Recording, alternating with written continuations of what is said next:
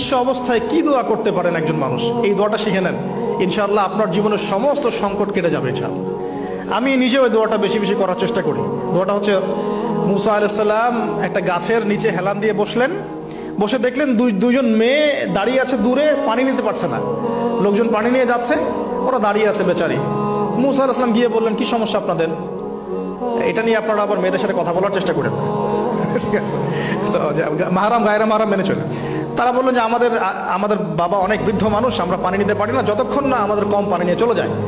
মুসা আলাইহিস সালাম তো একটু বললাম না, ফিজিক্যালি খুব স্ট্রং ছিলেন, থাকে না বডি বিল্ডার, সামনে গিয়ে কথা বলে সরো পানি নিতে দাও, তখন মানুষ একটু মূল্যায়ন করে না। তো মুসা আলাইহিস সালাম এভাবে পানি নিয়ে দিলেন এবং বাছুরদেরকে পানি পান করালেন, করিয়ে গাছের নিচে এসে বসে আছেন। বসে বসে তিনি দোয়া করছেন, এই যে দোয়াটা তিনি দোয়া করছেন, রব্বি, একটা নেক কাজ করলেন, নেক কাজ করলেন না, মানুষের উপকার করলেন, নেক কাজ করে এসে গাছের নিচে বসে দোয়া করছেন, আল্লাহ এখানে তো আমার খাবার পানি বাসস্থান কিছুই নাই, আমি কি করব? রব্বি ইন্নি লিমা আনজালতা ইলাইয়া মিন খায়রিন ফাকির, রব্বি ইন্নি লিমা আনজালতা ইলাইয়া মিন খায়রিন ফাকির। আবার বলেন, রব্বি ইন্নি লিমা আনজালতা ইলাইয়া মিন খায়রিন ফাকির। অর্থ হচ্ছে, হে আল্লাহ, তুমি তোমার পক্ষ থেকে আমার উপরে যে নেয়ামতগুলো দিবে, আমি এর জন্য ফকির হয়ে বসে আছি। আল্লাহ অর্থ বুঝে পড়বেন ভাই, নামাজ রোজা হজ জাকাত যাই করেন আল্লাহর ওয়াস্তে অর্থ বুঝে পড়বেন। অর্থ বুঝে পড়লে আপনার ইবাদতের স্বাদ পাবেন, তৃপ্তি পাবেন, আল্লাহর সাথে কানেকশন হবে, আল্লাহর নূর পাবেন, মাআরিফত পাবেন, সত্য স্বপ্নও দেখবেন তখন ইনশাআল্লাহ। তখন শুয়ে শুয়ে সত্য স্বপ্ন দেখবেন ইনশাআল্লাহ। আল্লাহ পাক তৌফিক দান করবেন। এবার আল্লাহ পাকের সাহায্য নেমে আসলো, ওই দুই মেয়ের মধ্যে একজন হেঁটে হেঁটে চলে আসছে। এবার এই মেয়ের হাঁটা সম্পর্কেও কোরআন কথা বলেছে, সুবহানাল্লাহ। এই মেয়ে কিভাবে হেঁটে এসেছে এই হাঁটার বর্ণনাও কোরআন দিয়েছে। কোরআন বলেছে এই মেয়ে হেঁটে আসছে লাজুক পায়ে। এখন আপনি এই পুরো ওয়ার্ল্ডের মেয়েদের হাঁটা দেখেন, লজ্জা আছে? তাহলে মেয়েদের সাথে লজ্জা একটা গভীর সম্পর্ক আছে। এই মেয়ে প্রশংসা আল্লাহ পাক কোরআনে করলেন, লাজুক পায়ে লাজুক ভঙ্গিতে অবনত নয়নে সে হেঁটে আসলো। এখন আপনি কেলে যান, গো টু খেল, আপনাদের টুইন টাওয়ারে যান, দেখেন সবার হাঁটা চলা দেখেন। হায়া লজ্জার কোনো বালাই আছে এখানে?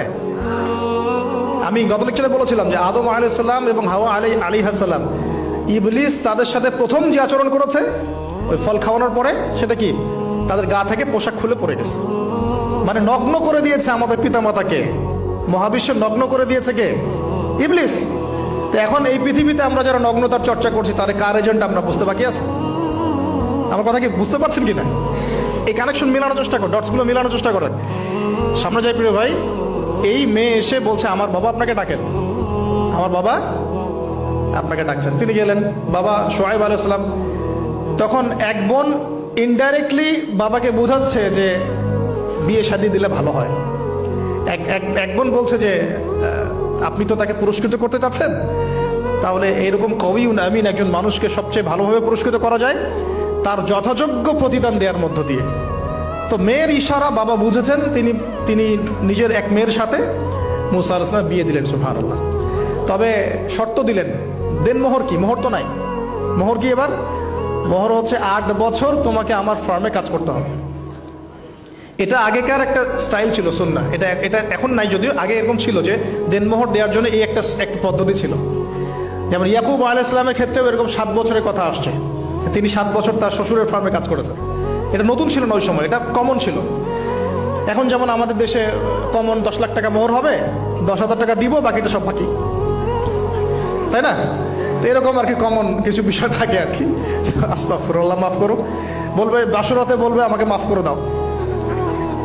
শুরুতেই নিজের গায়রথহীনতার পরিচয় দিল। আবার এদিকে শ্বশুরের কাছে মাশাল্লাহ মোটা অঙ্কের ডোনেশন নিতে চাচ্ছে, যৌতুক। বিয়ে আমাদের ওখানে মাশাল্লাহ মানে কেনা বেচা, মেয়ে বিক্রি করতেছে আর ছেলে কিনতেছে। এবার 8 বছর পূর্ণ করা হলো, তিনি আরো 2 বছর 10 বছর পূর্ণ করলেন। এই 10 বছরে মুসা আলাইহিস সালাম নববী পরিবেশ পেলেন, অভিভাবক পেলেন, স্ত্রী পেলেন, প্রেমময়ী সন্তান ইত্যাদি সবকিছু। এবার আল্লাহ রাব্বুল আলামিন তাকে মিশরের দিকে যাওয়ার যে সময়টা এখন হয়ে গেছে, 10 বছর হয়ে গেছে, মিশরের দিকে যেতে হবে। যাওয়ার পথে স্ত্রীর প্রসব বেদনা উঠেছে। তখন মুসা আলাইহিস সালাম আগুন খুঁজছেন। আগুন কি খুঁজছেন ভাই? আগুন খুঁজতে খুঁজতে তুর পাহাড়ের ওখানে গিয়ে দেখছেন যে আগুন গাছে জ্বলছে, সবুজ পাতার উপরে আগুন, তিনি অবাক। এই সময় আওয়াজ আসলো, বিসমিল্লাহির রহমানির রহিম, ইন্নী আনা রাব্বুক ফাখলা'না আলাইক ইন্নাকা বিল ওয়াদিল মুকদ্দাস তুয়া। মুসা, ইন্নানি আনা আল্লাহ লা ইলাহা ইল্লা আনা ফা'বুদনি ওয়া আকিমিস সালাতা লিযিকরি। মানে এখানে অনেকগুলো কথা আছে, সূরা তাহার মধ্যে আছে। আওয়াজ চতুর্দিক থেকে ভেসে আসলো, মহান আল্লাহ রব্বুল আলামিন তার শান অনুযায়ী, তার ইজ্জত অনুযায়ী তিনি যেভাবে কথা বলেন সেভাবে মুসা আলাইহিস সালামের সাথে কথা বললেন। আল্লাহু আকবার। বললেন, ইয়া মুসা, হে মুসা, ইন্নানি আনা আল্লাহ, নিশ্চয় আমি আল্লাহ, লা ইলাহা ইল্লা আনা, আমি ছাড়া কোনো ইলাহ নাই, ফা'বুদনি, তুমি আমার ইবাদত করো, ওয়া আকিমিস সালাতা লিযিকরি, আমার ইবাদতের জন্য সালাত কায়েম করো, আমার জিকিরের জন্য সালাত কায়েম করো, আমার স্মরণের জন্য সালাত কায়েম করো। ফাখলা'না আলাইক, তোমার জুতা খুলে ফেলো, ইন্নাকা বিল ওয়াদিল মুকদ্দাস তুয়া, তুমি তুয়া উপত্যকায় আছো, পবিত্র তুয়া উপত্যকায় আছো। আদব শেখানো হলো, এভাবে অনেক কথোপকথন হলো। নবী মুসা আলাইহিস সালাম ভয় পেয়ে গেলেন এবং আল্লাহ পাক আরো কথা বললেন, ওয়ামা তিলকা বিয়ামিনিকা ইয়া মুসা, তোমার ডান হাতে এটা কি? মুসা আলাইহিস সালাম বলছেন, ক্বালা হিয়া আসায়া আতাওয়াক্কাউ আলাইহা ওয়া আহুশু বিহা আলা গনামি ওয়া লিয়া ফিহা মাআরিব উখরা, এটা তো আমার লাঠি, এটা দিয়ে আমি ডালপালা পারি, আমার ওই যে গবাদি পশু চড়াই। আল্লাহ পাক বলছেন যে ছুঁড়ে মারো, আলকিহা ইয়া মুসা, এটা ছুঁড়ে মারো। ফালকাহা, তিনি ছুঁড়ে মারলেন, ফাইদা হিয়া হাইয়াতুন তাসা, এবং এটা ছোটাছুটি শুরু করলো, বড় একটা সাপ হয়ে গেল। সুবহানাল্লাহ। এগুলো কোনো গাল গল্প নয়, এগুলো আল্লাহ রাব্বুল আলামিনের মুআজিজা, মুআজিজাতুল কুবরা, এটা বড় মুআজিজা। তিনি পিছনের দিকে দৌড়ানো শুরু করলেন সাপ দেখে, খাইফা ইয়াতারাক্কাব, মানে ভয়ে দৌড়ানো শুরু করলেন।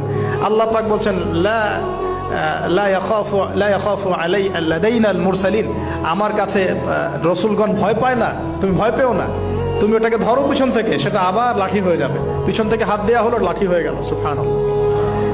এবার বলছে যে তুমি তোমার বগলের নিচে হাত ঢুকাও। মুসা আলাইহিস সালাম বগলে হাত ঢুকালেন, বের করলেন, হাত থেকে টর্চ লাইটের মতো আলো বের হওয়া শুরু। এটা দ্বিতীয় নিদর্শন। কেন দেয়া হলো নিদর্শন?